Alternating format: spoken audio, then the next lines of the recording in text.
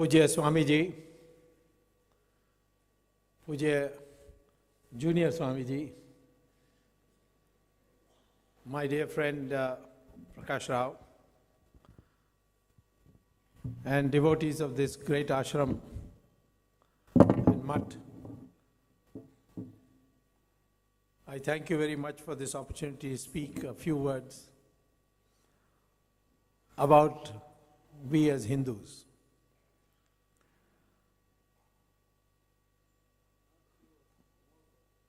The whole? Oh, yes, yes. Well, by my professor's standards, it's few words, but in terms of testing the patience, I will send it. Thank you, Swamiji, for your command. I'll certainly obey it. We are an extraordinary civilization. The world history has recorded 46 civilizations, of which 45 have disappeared. Greek civilization, Roman civilization, Egyptian Pharaoh civilization, Mesopotamia, Babylon, Zoroastrian, Iran, so on. But the 46th, which is the longest civilization, has survived everything, and that is the Hindu civilization of India.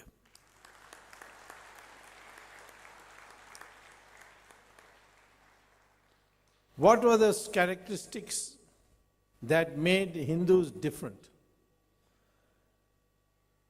and that could survive? Hinduism was based not on the words of a prophet or on doctrinaire directions.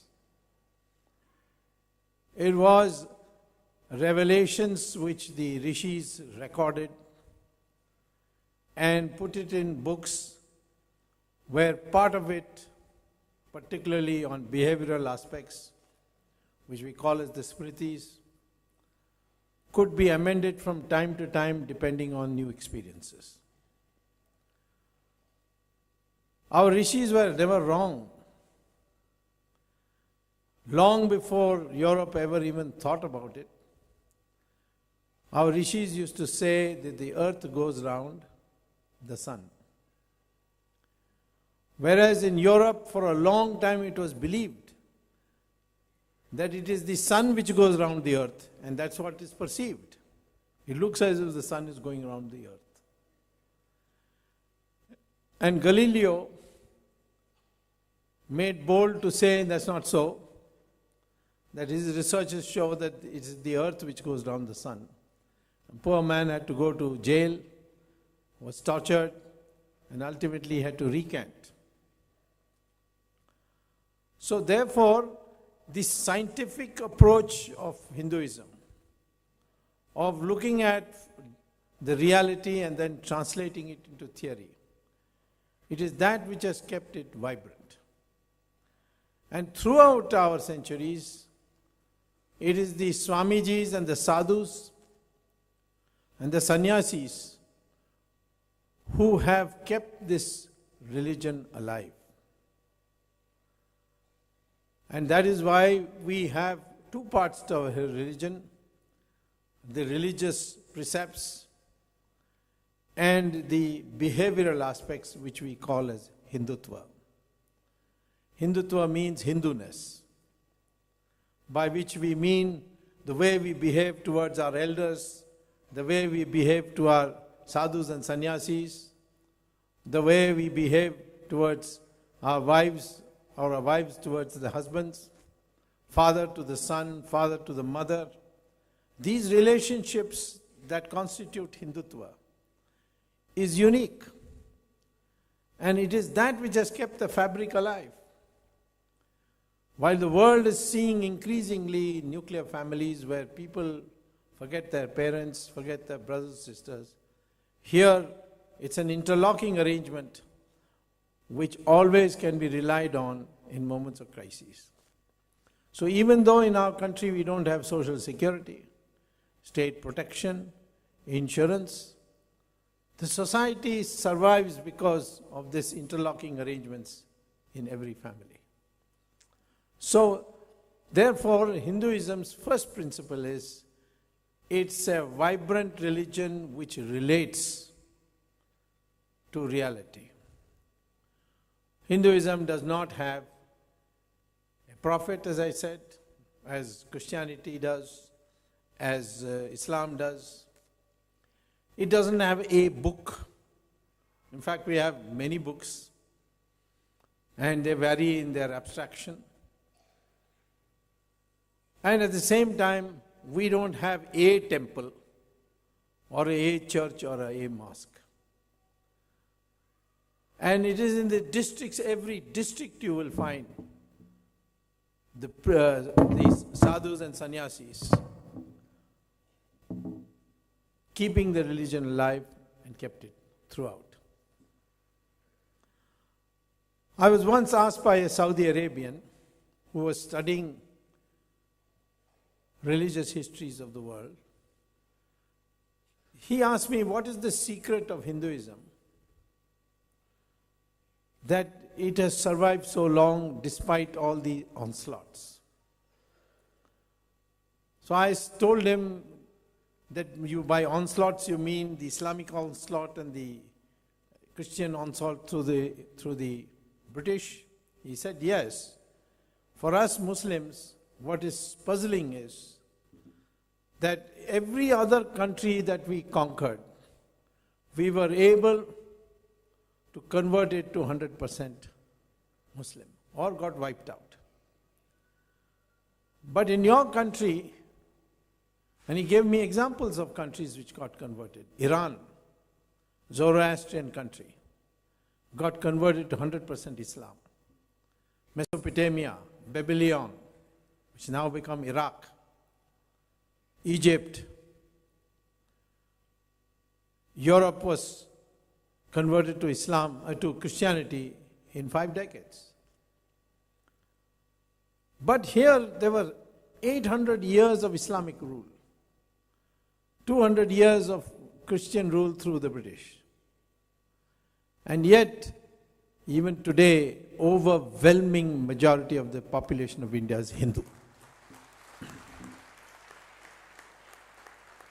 Credit goes to the faith of the people and the Swamijis who devoted their life. So this is the second aspect, the enormous faith the people have to the concepts of Hinduism, which is not based on the fundamental truth given by a prophet. And that is why, because we don't have a prophet, the prophet, and a book, it's impossible for a Hindu to be a fundamentalist. Because there's so many interpretations available. There's room for interpretations, room for discussion. Adi Shankara can come and give a total different perspective, and we'll accommodate it. And the third reason why Hinduism has survived so long is the social structure, which of course has got ossified recently, over the last, say, 1,000 years. But the social structure was based on decentralization of power. As the two great rishis, Bhrigu and Bhardwaja, discussed this, Rishi Bhrigu felt that the sources of power are 4: knowledge, weapons, wealth, and land.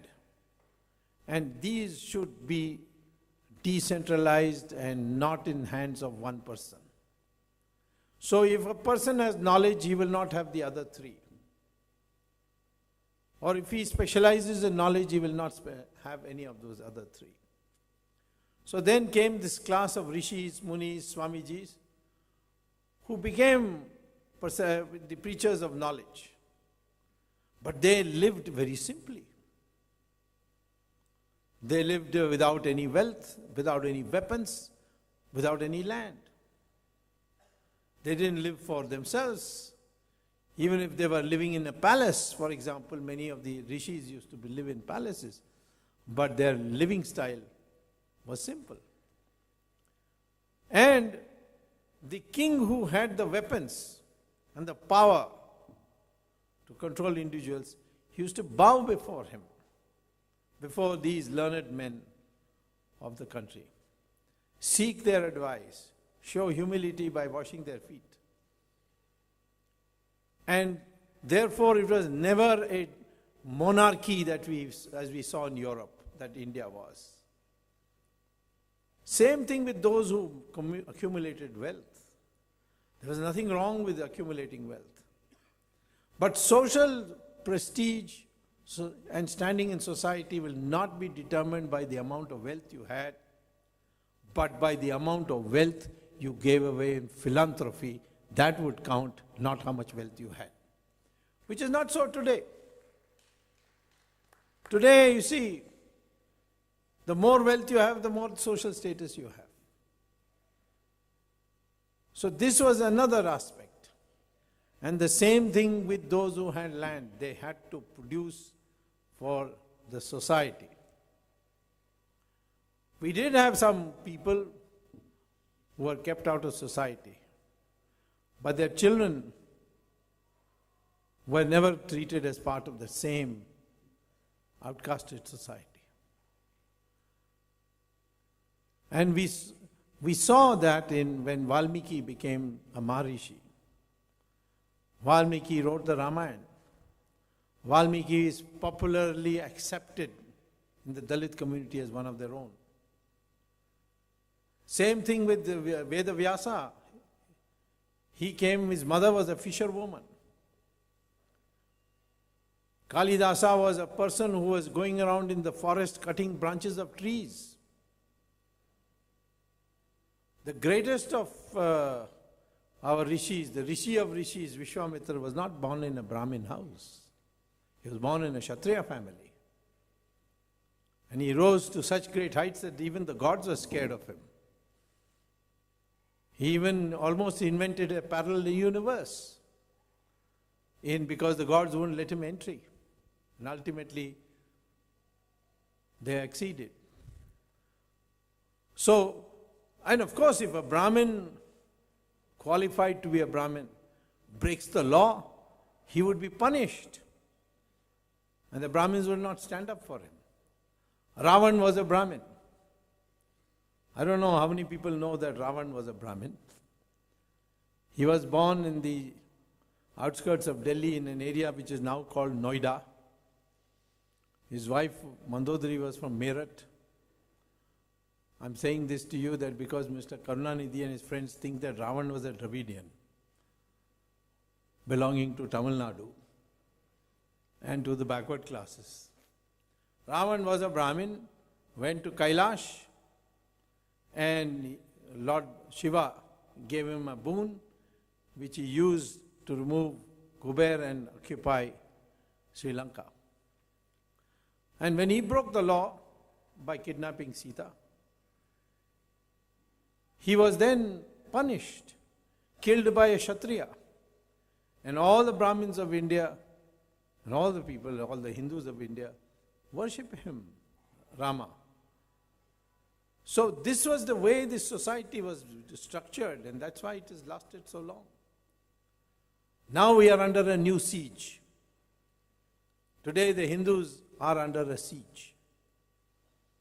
And we as Hindus have to address this problem. We are under the siege of conversions. If any individual wants to convert away from Hinduism to another religion, no one will stop him. But if it is induced, if it is collective, it is for political gain, then we will oppose it. But there are powerful people who have come. And they have targeted many of our sadhus and sannyasis who have been subject to false cases. Take the Shankaracharya of Kanchi. He was accused of nothing less than a murder charge.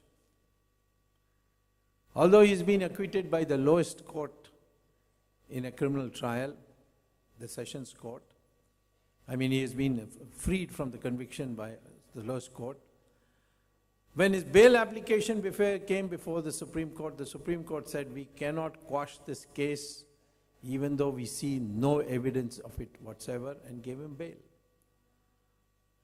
The Shankaracharya of Kanchi, one of the 5 Shankaracharyas that we all recognize, he is being arrested for a charge of murder and put in jail, and it takes 9 years to clear his name. What is that force which is behind it? Whatever that force is, this is something we have to worry about. We also are facing another new problem, and we are not learning from those who have faced this problem and suffered. And that is the problem of materialism.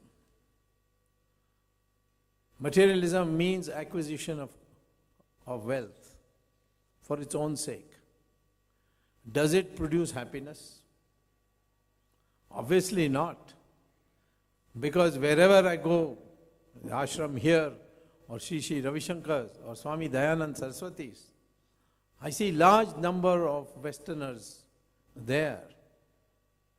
I've asked them, what brings you here? And they're all very well-to-do people. Some of them are millionaires. And they all tell me only one thing, that yes, we have achieved whatever we can in the material world, but we are not happy. And we know that here in India, through the Hindu principles, not religious principles, but logical principles, we will be able to find that happiness. There are people who have gone to the extreme of even converting to Hinduism. They are welcome. Hinduism, you don't need any conversion ceremony. You have to just say, I'm a Hindu. You are a Hindu from the next moment. But there was a film actress called Julia Roberts, about whom you can read in the Google. She was an accomplished actress, recipient of many Oscars. She came to India, went to an ashram, and said to the Swamiji there the same thing, that I have everything I want, materially, but I'm not happy. And I want to learn how to be happy.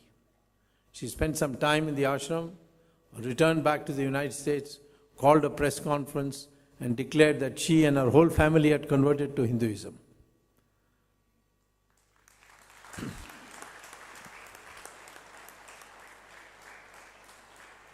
But in our entire history, we have never led a religious war. The conversion to Buddhism of Southeast Asia and China was never done by force. We have always welcomed minorities from abroad and never asked them to convert. The Parsis came running from Zoroaster's Iran. We received them, we looked after them,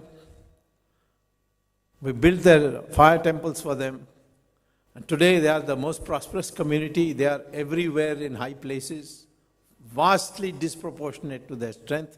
They may not be more than 60,000 today, but you will find the Chief Justice of India, Parsi, Commander-in-Chief of the Army, Parsi, Commander of the Air Marshal, Parsi, the Director General of the Coast Guard, Parsi, the Attorney General, Parsi, top lawyers, Parsis, top doctors, Parsis. People won't even think they are Parsis because they have become part of society. And when the British left India, they asked the Parsis in particular, like for Anglo-Indians, shall we make special provisions for you? They said, no, you go please. Hindus have looked after us, they will look after us in the future. That is the record we have as far as the minority is concerned. The Jews came and they were persecuted everywhere in the world. But when they came to India, we built the synagogues in Cochin and Bombay. We looked after them. And of course, when Israel was found, many of them went back. And we gave them a send-off. And Israeli parliament, after adopting its constitution, the first resolution they passed is to say, thank you, India, you are the only country where the Jews were never persecuted.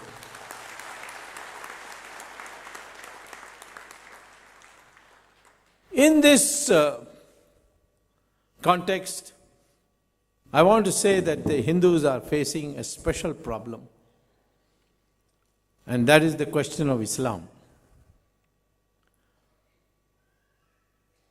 We have no quarrel with Islam. In fact, when the first Islamic group came in, the Arabs came to Kerala, we not only received them, but we got them married to our family members. And therefore they were called Mapillai, which the English couldn't pronounce, so they called it Mopla. So the first time they came, we received them the same way we received Jews, we received the Parsis, and we received them with the same warmth. But Islam has a very clear ideology, which we have to come to grips with. Where they are in majority, they don't tolerate any minorities. Saudi Arabia, large number of Hindus are there as workmen. They will not let our Hindus build temples there. They will not let them celebrate Diwali. They will not let them even celebrate Satyanarayan Puja inside their houses. They will not even let a workman carry Ramchandraji's photo in his pocket. That's Saudi Arabia's theology. I'm not quarreling with it. But it's a reality. In India, the Islamic community is against uniform civil code. But they don't oppose it in Australia. They accept uniform civil code in Australia. In the United States. Why they accept it there but not in India? Because as Muhammad very clearly says in Hadith, was quoted as saying in Hadith, where the Muslim is in a minority but the majority is amorphous, it is soft, there it is the duty of the Muslim to go and demand more and more and more. So therefore, India is a soft majority. In Australia, it's not a soft majority. In fact, one Imam had once said that he was not happy with the Uniform Civil Code of Australia. He wanted Shariat. And the Australian Prime Minister next day issued a statement that if you want the Shariat, please go for another country because Australia will never agree. And the following day, all Muslim organizations issued resolutions condemning the Imam as saying he doesn't represent the Islamic community. We are quite happy with the Uniform Civil Code. But in India, they made it an issue. I also find that in parts of India, where Muslims are in majority, the Hindu treatment to Hindu is terrible. Kashmir, 500,000 Hindus have been driven out. Internationally, they will talk about all kinds of things, but they will not talk about this particular thing. 500,000 Hindus have been driven out of their homes who are original Kashmiris, and they are living in refugee camps. In Malappuram, no Hindu is allowed to sell property to another Hindu. He can sell to a non-Hindu, but not to a Muslim, but not to another. So wherever we find in India, Muslims in majority, the same collective mind is shown. I don't blame them. Their mind is clear. I'm telling the Hindus, your mind is not clear. You are a confused lot.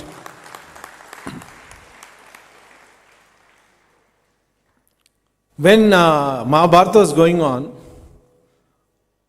and Karna was stuck in mud, his chariot got stuck in mud, so he bent down to pull it. So Krishna tells Arjuna, kill him now. So Arjuna says, I am a Kshatriya, how can I kill a man who is bending down to, totally unarmed? Then Krishna says, where was your morality when your wife's sari was being pulled off?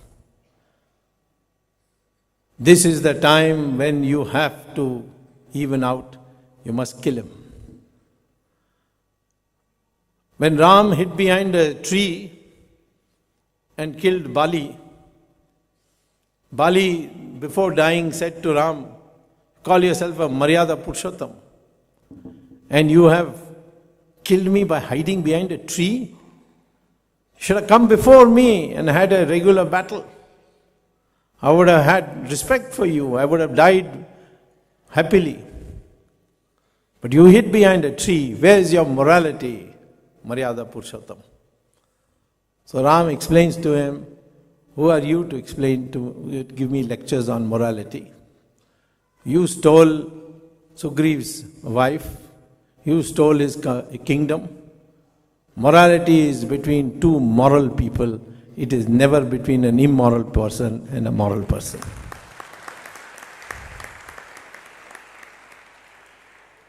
We are very clear. In times of peace, total morality. But if war is imposed, then the defense of the country becomes extremely important. Today, I am concerned that this country, which is tradition, its continuing civilization is Hindu, where we respect all religions. We have demonstrated that. We do not say that you should accept our culture. But at the same time, we assume that that all communities will work towards respecting each other's culture. I give you another example. In Saudi Arabia, they have been demolishing mosques left, right and center to build roads. They even demolished Bilal Masjid in Makkah, where Muhammad used to read namaz. So some archaeologists said that at least Bilal Masjid can be saved. The Saudi Arabian government was planning to build a palace for the king. And this was in the way, so they demolished it. So the Saudi Arabian government formally said that those who say that this mosque should be saved because it was where Muhammad read his namaz are actually victims of idol worship. And those who do that will be prosecuted under the Shariat. And they went ahead. I myself confirmed this by talking to the Saudi Arabian ambassador, that do you demolish masjid? He said yes. Why? He said because masjid is a facilitation center for reading namaz. Namaz can be read anywhere. The constitutional bench of the Indian Supreme Court has said exactly the same thing in 1994.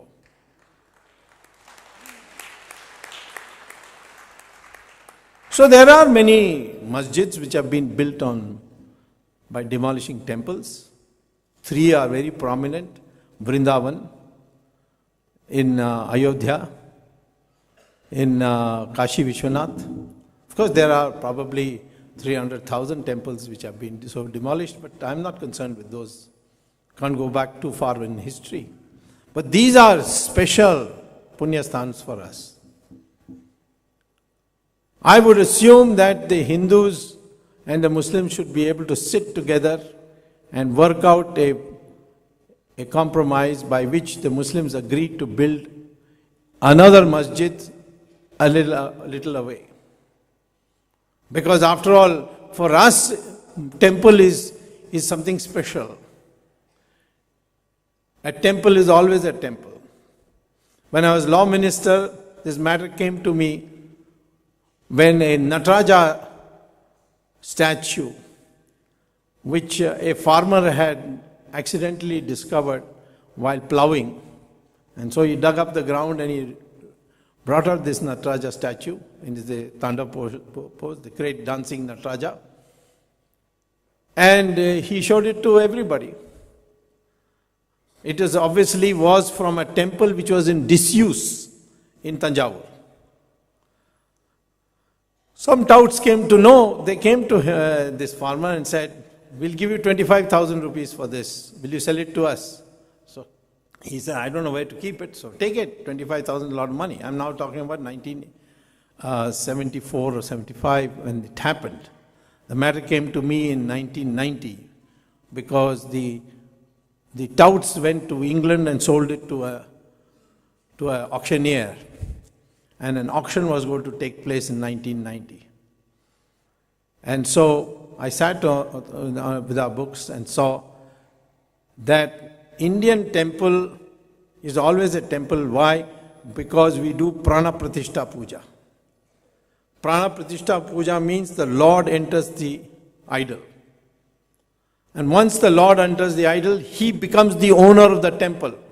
We can be trustees, but we cannot be owners. Nobody can be owner of a temple.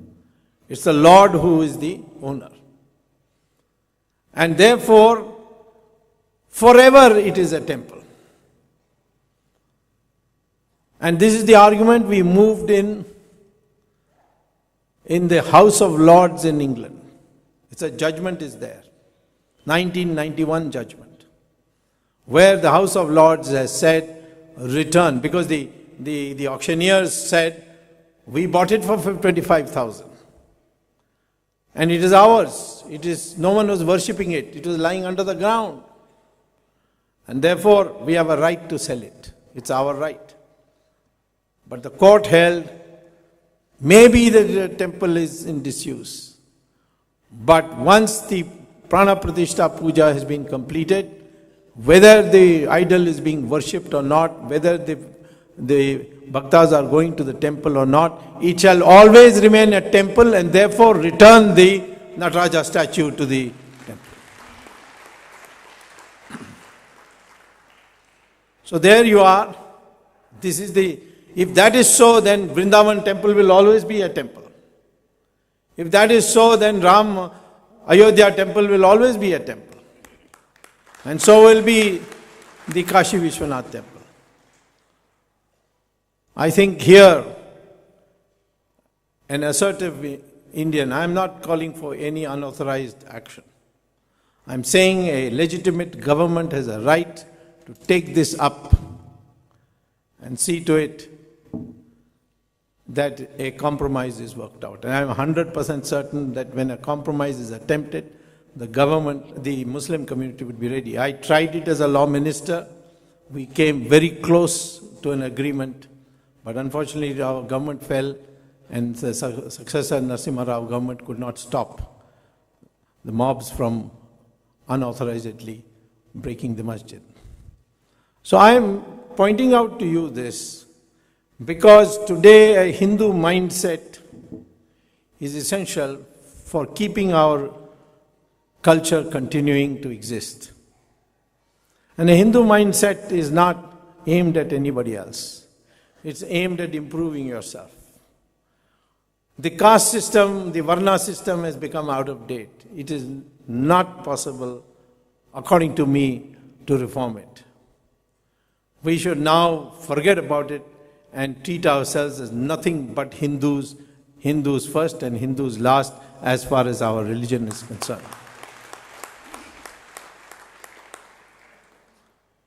People find me sometimes cracking jokes at the expense of the Nehru family, but these are jokes. But I would like to crack one joke with the permission of Swamiji. Dr. Ambedkar was from the scheduled caste community. He went to Columbia University in 1916. He wrote a PhD in economics, which is a top class. I am an economist, I know it. I've read the PhD thesis on monetary policy. Top class thesis. Got a prize. He of course also wrote books on Indian culture, which was it was very flattering to the Hindu civilization. He went to England, came back, he became a barrister there, got a law degree. He came to India and participated in the freedom struggle. He was always popularly referred to as Bhim Rao. Nehru, born in a well-to-do family, went to England. He just about graduated. They have a gentleman degree which he got. But when he came back, people referred to him as Pandit Ji. I think it would have been more appropriate to refer to Dr. Ambedkar as Pandit Ji and Pandit Ji as Jawaharlal.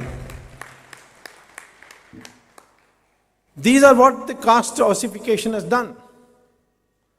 So now we must regard ourselves as a Hindu. For a oneness of a country, we must know the true history. This whole history of Aryan Dravidianism is bogus. Because DNA studies on genetics has now proved that we are all one people. Even the people in Arunachal, they may have Chinese components in their race, but they are predominantly, their DNA is ours. So we are one people, whether we are a Brahmin or we are a scheduled caste, we have the same DNA. Whether we are North Indian or South Indian, we have the same DNA. West Indian or East Indian, the same DNA. I would challenge anyone who says that we are different to come to me for a test on DNA. I will show it. So when we are one people, why should we divide ourselves? Even Muslims and Hindus have the same DNA, which means that most Muslims are, or more overwhelming, maybe 99.9% of the Muslims are of Hindu ancestry. They are descended from Hindus. Therefore they become part of the family, the large Hindustan family. So therefore, we need to have not only to know and feel as a Indian, as a Hindu, but we must also know our history, the correct history. The history of valor, fighting. That we have this tradition, discovery, create the biggest economic miracle 1,000 years ago, for which people from all over the world came. Scientific discoveries, mathematics. What didn't we have, we did not discover? That was in the advanced frontiers in those days. So therefore, knowing Indian history is necessary. Now, for a scientific reason, I think what is necessary is slowly accepting that all of us must not only know our mother tongue, but we must also learn Sanskrit. That is a necessity for our science. I say science because as Google, if you go to Google again, you will know, NASA conducted a study, how to store knowledge in a computer. And after 20 years, research came to the conclusion that the most computer-friendly language is Sanskrit, and therefore artificial intelligence will be taught with Sanskrit as compulsory language. We don't have to immediately go to Sanskrit as an official language, but we can certainly go on Sanskritizing the vocabulary of Hindi and ultimately making it into Sanskrit, just as way Adi Shankara Sanskritized Pali and ultimately Pali became Sanskrit. So I think we have a huge task ahead because forces are at work to divide us on a variety of things, to take us away from our roots. And we have to be safeguarded against them. I'm not saying we close our windows, we must keep them open. But we must be so strong in our posture that nobody can make us bend. We may be faced with a major conflagration because the speed with which Taliban is gaining ground in Pakistan and therefore in Afghanistan, and their declared objective that India is an unfinished chapter of Islamic history. We may have to face a war for which unity would be necessary. And therefore I would say today, I salute all the sadhus and sannyasis of India who have, without any government assistance, have built and maintained this great religion. You can see, even in the structures here, I'm amazed that if without any government help you can do so much. What the government with the help of the sadhus and sannyasis can do. We have always been guided spiritually, whether it's the Vijayanagara Empire, it was the Shringeri Acharya, whether it is Shivaji, or whether it was any other of these great men of our history, they were guided. And they are people who have lived simple lives. I was always puzzled by, it stuck in my mind that when I first went as a student to get a PhD at Harvard University, my classmate asked me a question. Why you Indians followed Mahatma Gandhi when he wasn't even properly dressed? So I asked him, what do you mean by that? He said, well, in our country, if you don't dress with the best suit and tie and so on, we will not accept you as a leader. I said, if Mahatma Gandhi came, what would you do? He said, we'll put him in jail for indecent exposure. That's what we would do. It's a revelation that our country, we venerate sacrifice so much that our sadhus and sannyasis and our political leaders who have won the admiration and consciousness and dominated the consciousness of our people are people who have been extremely simple. It shows what value we have attached to wealth. It's a means to an end, it's not an end in itself. So these great values have to be brought back, and that can only be done by a Hindu renaissance, not by Hindu revival, or by Hindu, accepting everything that you hear as truth. We have to be questioning mind, but in the end, this society can rise and take every other community other than Hindu community. Also, as the boats rise with the tide rising, all of us can rise if this country has a Hindu renaissance. Thank you very much.